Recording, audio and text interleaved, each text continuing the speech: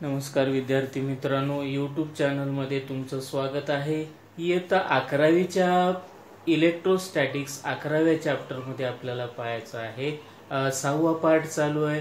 त्यामध्ये आपण पाहिलेला आहे डायपोल मूवमेंट आपण पाहिलेला आहे। आता या डायपोल मूवमेंट मध्ये इलेक्ट्रिक इंटेन्सिटी किती असते हे आपल्याला ऍक्सियल लाईन वर सुद्धा पाहायचं आहे आणि इक्विटोरियल लाईन वर सुद्धा या ठिकाणी इलेक्ट्रिक डायपोलमुळे इलेक्ट्रिक इंटेन्सिटी किती तयार होते किंवा इलेक्ट्रिक इंटेन्सिटीचं आपल्याला त्या ठिकाणी फॉर्म्युला कशा पद्धतीने आपल्याला डिराईव्ह करता येतो हा आपल्याला त्या ठिकाणी कॅल्क्युलेट करायचा आहे किंवा डिरायव्हेशन आपल्याला त्या ठिकाणी कन्सिडर करायचे। दोन आपल्याला केसेस त्या ठिकाणी आपल्याला कन्सिडर करायचे आहेत। ऍक्सियल लाईन पासून कुठेही आपण ऍक्सियल पॉइंटवर आपण त्या ठिकाणी पी पॉइंट कन्सिडर केला तर त्या ठिकाणची इलेक्ट्रिक इंटेन्सिटी कशा पद्धतीने काढता येतात। त्याचबरोबर इक्विटोरियल पॉइंटवर कुठे आपण इक्विटोरियल पॉइंटवर एखादा पॉइंट पी कन्सिडर केलेला असेल तर त्या डायपोल मूवमेंट किंवा डायपोल तयार झालेला आहे त्या पॉइंटवर इक्विटोरियल पॉइंटवर आपण त्या ठिकाणी इलेक्ट्रिक इंटेन्सिटी किती येऊ शकते हे आपल्याला दोन केस वेगवेगळ्या केस आपल्याला त्या ठिकाणी स्टडी करायचे आहेत।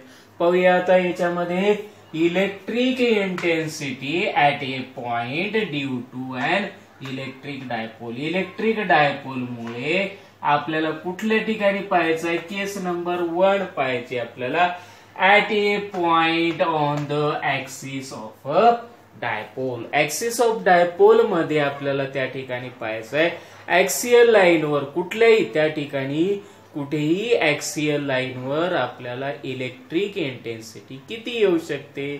आपण एखादा चार्ज घेऊन आपण इलेक्ट्रिक इंटेन्सिटी काढलेली होती, परंतु आता या ठिकाणी डायपोल आपण त्या ठिकाणी कन्सिडर करत आहोत।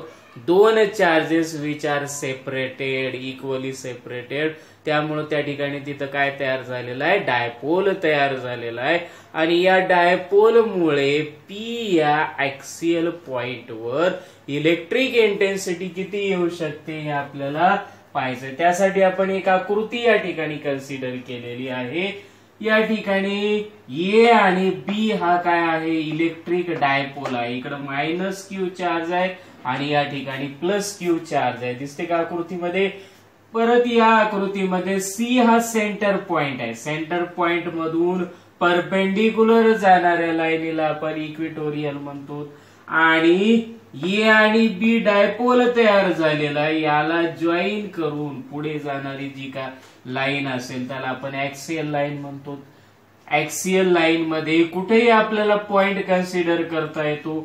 आपण या ठिकाणी पॉझिटिव्ह चार्जच्या बाहेर ऍक्सियल लाईन आपण ड्रॉ केलेली आहे। या ऍक्सियल लाईन मध्ये पी पॉइंट आपण कन्सिडर केलेल्या आकृतीमध्ये दाखवल्याप्रमाणे सी हा सेंटर पॉइंट आहे। सेंटर पॉइंट पासून ते पी पॉइंट पर्यंतचं अंतर आपण आर ने रिप्रेझेंट केलेलं आहे। तर या ठिकाणी दोन चार्जेस दाखवलेले आहेत, ए आणि बी बिंदू मध्ये दाखवलेले आहेत। ए बिंदू मध्ये निगेटिव्ह चार्ज आहे, बी बिंदू मध्ये पॉझिटिव्ह चार्ज आहे आणि या दोन्ही चार्जचा डिस्टन्स जी आहे, डिस्टन्स किती आहे, 2l एवढं डिस्टन्स आहे। पहा किती आहे, 2l एवढं या ठिकाणी आपण स्मॉल l न आपण रिप्रेझेंट केलेलं आहे। 2l एवढं डिस्टन्स या ठिकाणी रिप्रेझेंट केलेलं आहे। सेंटर पॉइंट पासून ते पॉझिटिव्ह चार्ज पर्यंतचं अंतर l असेल। या सेंटर पॉइंट पासून निगेटिव्ह चार्जचं अंतर सुद्धा l असेल। सारख्याच प्रमाणामध्ये काय झालेले आहेत, डिस्ट्रीब्यूट झालेले आहेत, इक्वली काय झालेले आहेत, सेपरेटेड झालेले आहेत। फायनाइट डिस्टन्स आहे आणि यामध्ये आपल्याला पी पॉइंटच्या ठिकाणी इलेक्ट्रिक इंटेन्सिटी किती आहे। आता आपल्याला माहित आहे या ठिकाणी फोर्स आपल्याला माहित आहे, फोर्सची लाईन ऑफ फोर्सेसची कन्सेप्ट माहित आहे। लाईन ऑफ फोर्सेस मुळे निगेटिव्ह चार्ज कडे काय होतात, टोटल लाईन ऑफ फोर्सेस काय होतात, आतल्या डायरेक्शन मध्ये मायनस क्यू कडे येतात, ends on Q and originating from the positive charge.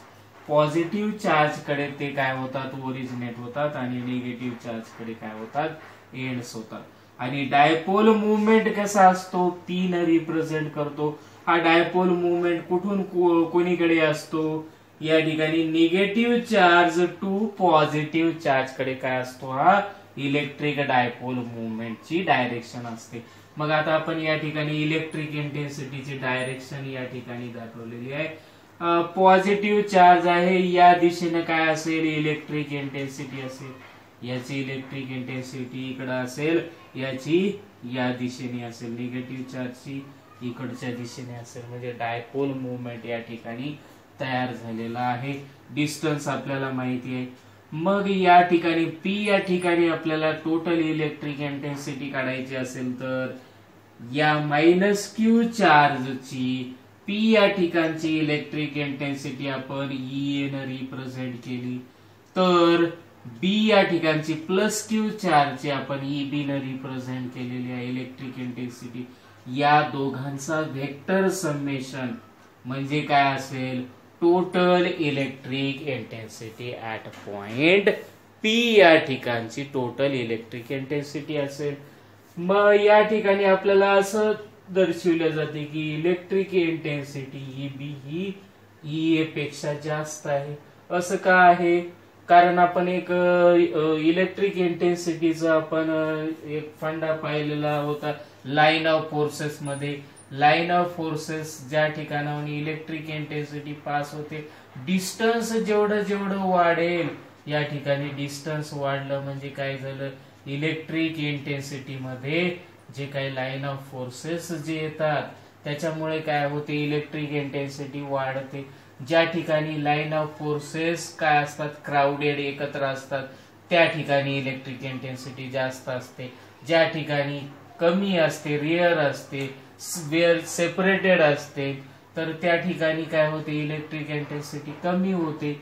म्हणून आपल्याला सांगता येईल बी पॉइंट हा पी पॉइंटच्या अगदी जवळ आहे. मग याचं डिस्टन्स किती येईल, बीपी एवढं डिस्टन्स किती असेल, सीपी एवढं डिस्टन्स पहा, सीपी एवढं डिस्टन्स आर आहे, सीपी डिस्टन्स आर आहे.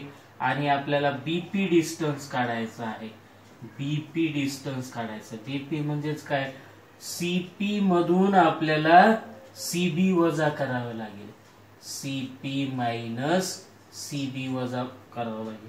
सीबी म्हणजेच इथून एवढं एल डिस्टन्स वजा करावं लागेल. आर मायनस एल एवढं डिस्टन्स आहे. मग हे आर मायनस एल डिस्टन्स म्हणजेच काय होईल, हे इथलं डिस्टन्स जास्त होईल, हे डिस्टन्स जास्त होईल. आर प्लस एल असेल, सीपी प्लस एल असेल, म्हणजे आर प्लस एल असेल. या चारचं डिस्टन्स किती आहे, एपी. एपी म्हणजेच किती आलं, सीपी प्लस सीए. म्हणजे आर प्लस एल हे डिस्टन्स जास्त आहे, हे डिस्टन्स कमी आहे. बी चं डिस्टन्स काय असेल, कमी असेल. त्यामुळे या ठिकाणी ईए ची इलेक्ट्रिक इंटेन्सिटी ईबी च्या इलेक्ट्रिक इंटेन्सिटी पेक्षा जास्त आहे. आणि याची डायरेक्शन कोणीकडल्या साईडला आहे, इकडच्या साईडला आहे. याची डायरेक्शन या दिशेने आहे. त्यामुळे आपल्याला सांगता येईल की ईबी ची मॅग्निट्यूड ईए पेक्षा काय आहे, मोठी आहे किंवा लार्ज आहे. आपल्याला त्या ठिकाणी आपल्याला सांगता येते आकृतीवरून आणि बाकीच्या कन्सेप्च्युअल आयडियावरून आपल्याला त्या ठिकाणी सांगता येईल. आता आपल्याला ईए आणि ईबी या दोन इलेक्ट्रिक इंटेन्सिटी आपल्याला त्या ठिकाणी काढायची. इलेक्ट्रिक इंटेन्सिटी आपण कशी काढतो, कोणत्याही फील्डची आपल्याला इलेक्ट्रिक इंटेन्सिटी कशा पद्धतीने काढल्या जाते हे तुमच्या लक्षात आलं. आता इलेक्ट्रिक इंटेन्सिटी आपण कशी काढता येईल, आकृती लक्षात ठेवा.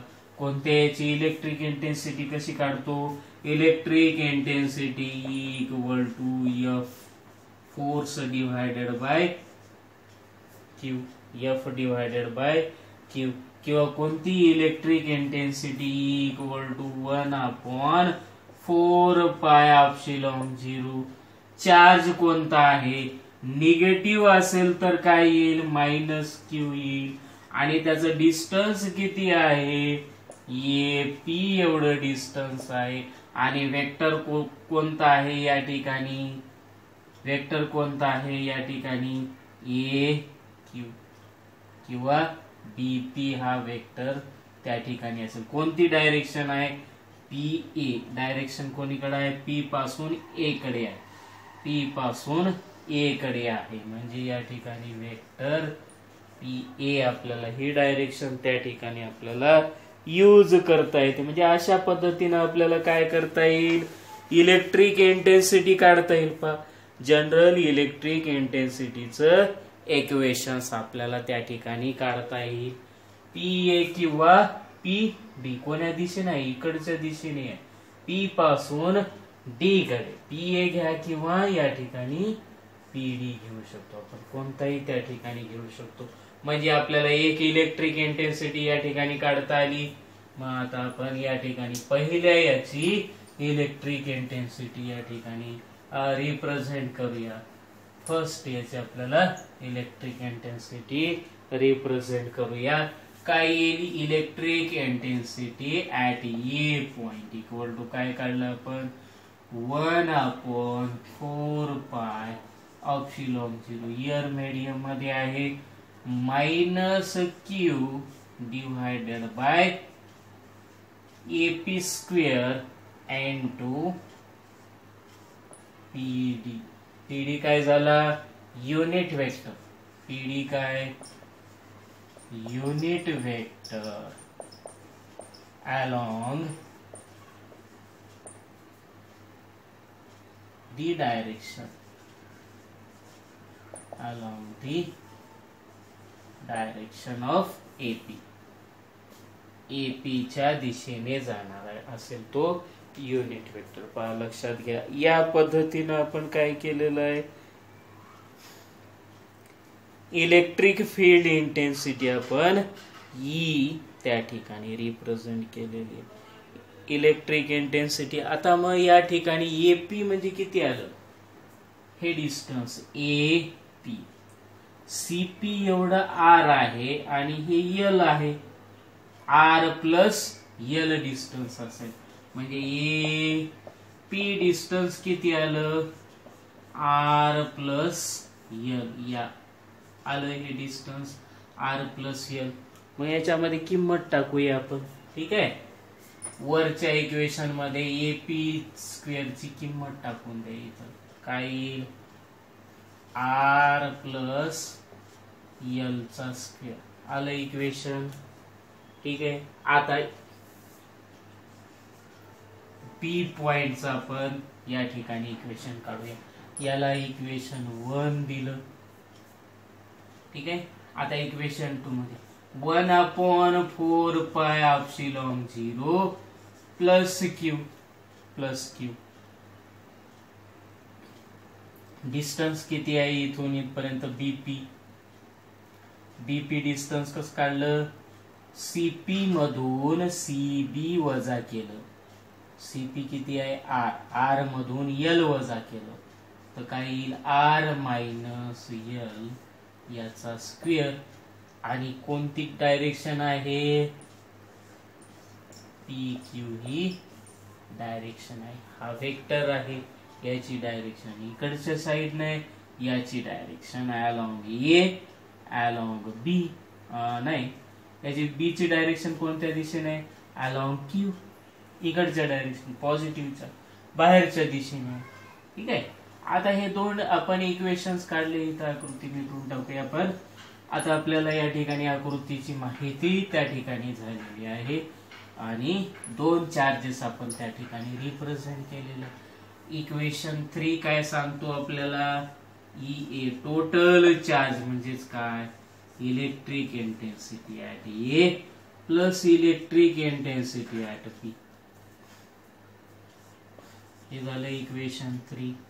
मग काय करा, put equation 1 and 2 in equation 3 मध्ये टाकू आपण 1 आणि 2 ची किंमत टाकूया. Electric intensity at E point पहिलं इक्वेशन लिहिलं 1/4 pi epsilon 0 minus Q divided by R plus L square plus 1/4 pi epsilon 0 Q divided by R minus L square. Equation आलं. हे युनिट वेक्टर आहे. ठीक आहे. अलॉंग दिस डायरेक्शन दोन्ही unit vector आहेत. ते अलॉंग दिस डायरेक्शन असल्यामुळे आपल्याला त्याची वेक्टर समेशन आपल्याला त्या ठिकाणी कन्सिडर करायचे. वेक्टर समेशन आपण पॉझिटिव्ह किंवा निगेटिव्ह साइन आपण त्या ठिकाणी रिप्रेझेंट केलेलं. एक पॉझिटिव्ह आहे एक निगेटिव्ह आहे. आता आपल्याला याच्यामधून या खालच्या इक्वेशन्स मध्ये आपल्याला काय करता येईल. इक्वेशन्स खालचं इक्वेशन्स आपण रिअरेंज करूया. या इक्वेशन्सला आपण रिअरेंज करूया. याच्यामधून 1/4 pi epsilon 0 4 pi epsilon 0 common काढूया. ए बरोबर 1/4 पाय ऑप्सिलॉन 0 कॉमन काढलं तर आतमध्ये काय राहील minus Q divided by R plus L square राहील minus plus Q divided by R minus L square. ही इक्वेशन्स राहील या ठिकाणी. मग आता याच्यामध्ये आपण याला रिअरेंज करूया. या इक्वेशन्सला रिअरेंज करूया आणि या इक्वेशन मध्ये वेक्टर समेशन असल्यामुळे वेक्टर फॉर्म मध्ये एक पॉझिटिव्ह आहे एक निगेटिव्ह आहे.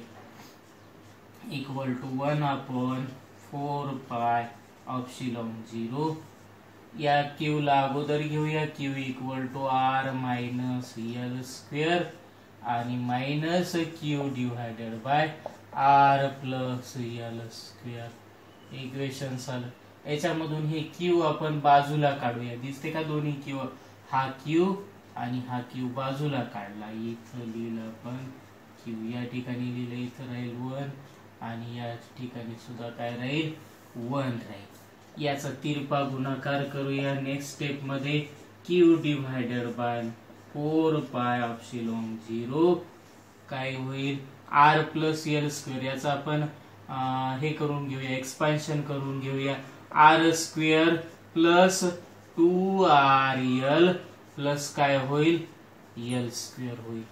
निगेटिव्ह साइन जशाला तशी घेऊया कंसामध्ये. आर मायनस एल चं expansion R square minus 2rl plus काय होईल एल स्क्वेअर होईल. याचं एक्सपान्शन केलं. आता खालचं एक्सपान्शन करूया. R square minus 2rl plus L square. त्यानंतर याचं एक्सपान्शन करूया. R square plus 2rl plus L square.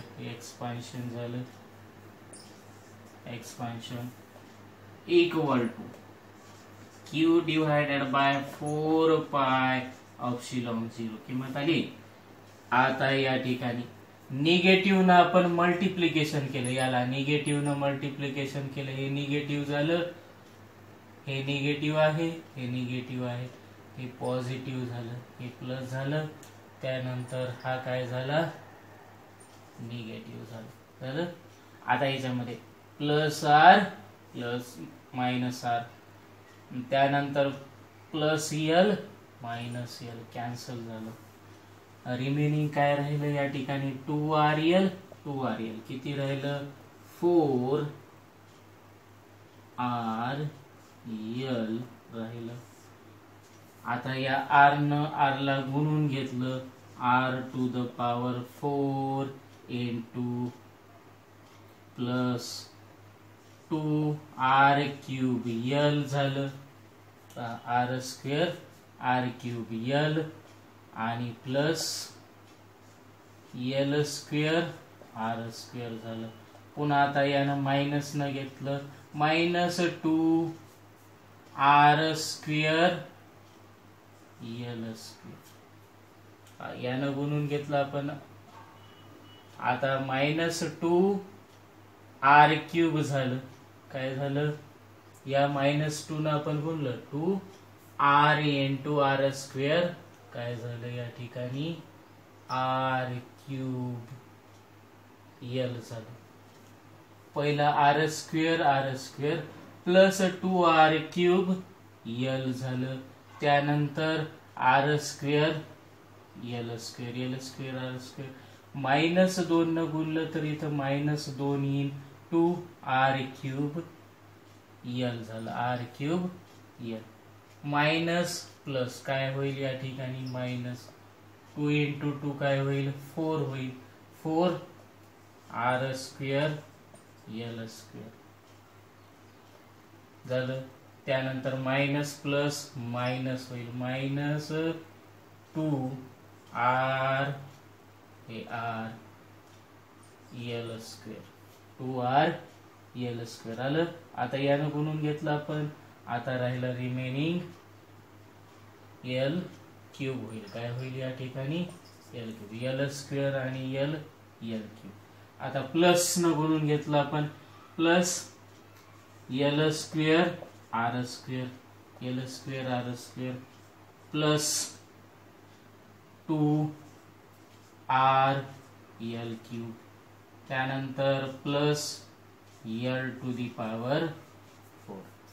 आता काय काय शिल्लक राहिलं या ठिकाणी? Plus 2r³ l minus 2r³ l plus l² r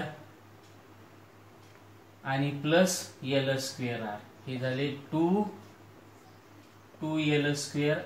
आपण घेऊया. त्यानंतर काय करते या ठिकाणी? -2r l³ plus 2r l³. ठीक आहे. आता काय लिहिता येईल या ठिकाणी? EA = 4πε0 या ठिकाणी कॉमन घेतला आपण. 4πε0 कॉमन घेतला तर आपल्याला काय लिहिता येईल या ठिकाणी? या इक्वेशन मध्ये काय लिहिता येईल? q / 4πε0 आपण कॉमन घेतला.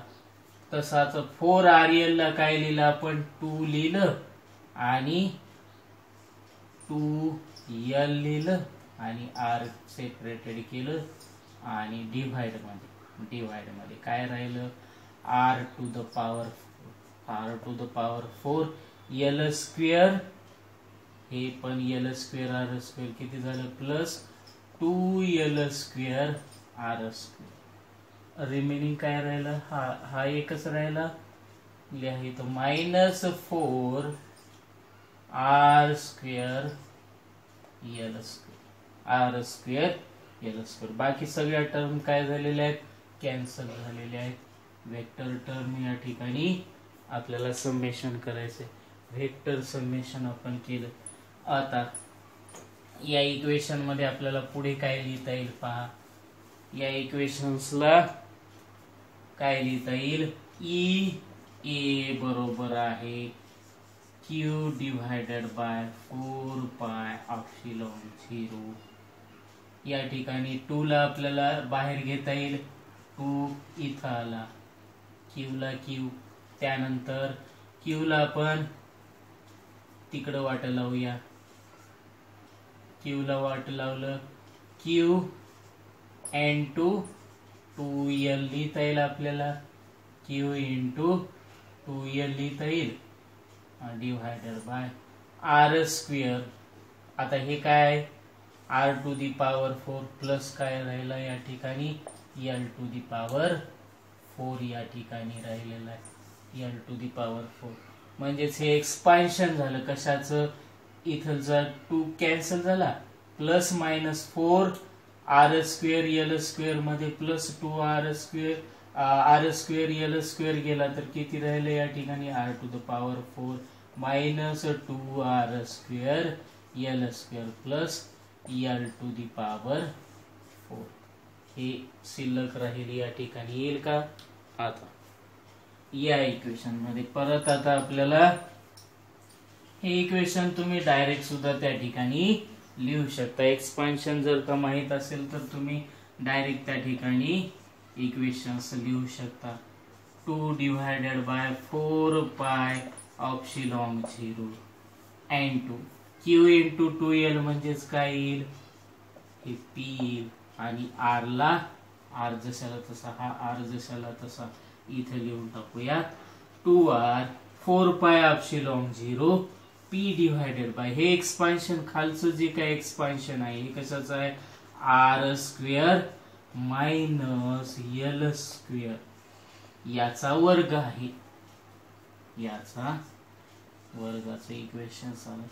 परंतु आपल्याला असं लक्षात आलं की L is very very small than R, so R minus L is nearly equal to, आपल्याला काय लिहिता येईल, R लिहिता येईल, पुट इन अबो इक्वेशन, वरच्या इक्वेशन मध्ये टाका, या इक्वेशन मध्ये. मग आता आपल्याला ते इक्वेशन मॉडिफाय करून कसं लिहिता येईल पहा. You can write this equations, वरच्या ठिकाणी आपण ते इक्वेशन्स लिहूया, या ठिकाणी इक्वेशन्स आपण लिहूया. हे इक्वेशन्स काय लिहिता येईल आपल्याला, R मायनस L ची किंमत R लिहा, R मायनस L हा खूप लहान आहे, म्हणजेच R square minus L square बरोबर आपल्याला R स्क्वेअर लिहिता येते, म्हणजे पुट करा या ठिकाणी.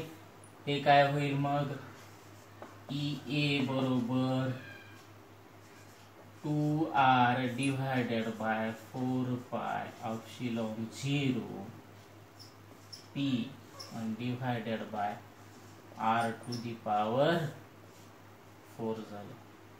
R स्क्वेअर, हे R स्क्वेअर, याचा square R to the power 4, इथलचा एक R, इथलचा एक R कॅन्सल झाला. इथं राहिले किती, राहिले 3 राहिले. म्हणजे आपले इक्वेशन्स काय होईल या ठिकाणी, this equation is equal to, हे इक्वेशन्स आपल्याला काय लिहिता येईल आता, EA बरोबर EA equal to 2P divided by 4 pi epsilon 0 R to the power 3. हे काय झालं, electric intensity, electric intensity at point P along the axial line in an electric dipole. In an electric dipole आपल्याला हे equations आपल्याला त्या ठिकाणी सांगता येईल. झालं, या इक्वेशन्सला आपण इक्वेशन नंबर 4 देऊया. दिस equation 4 gives the electric intensity. या पद्धतीने आपल्याला इलेक्ट्रिक इंटेन्सिटी आपल्याला रिप्रेझेंट करता येते. केस नंबर 1 मध्ये ज्या ठिकाणी ऍक्सियल लाईनची आपल्याला इलेक्ट्रिक इंटेन्सिटी आपल्याला काढता येते, तसंच आपल्याला इक्विटोरियल पॉइंटची आपल्याला इलेक्ट्रिक इंटेन्सिटी काढायची आहे. पाहूया.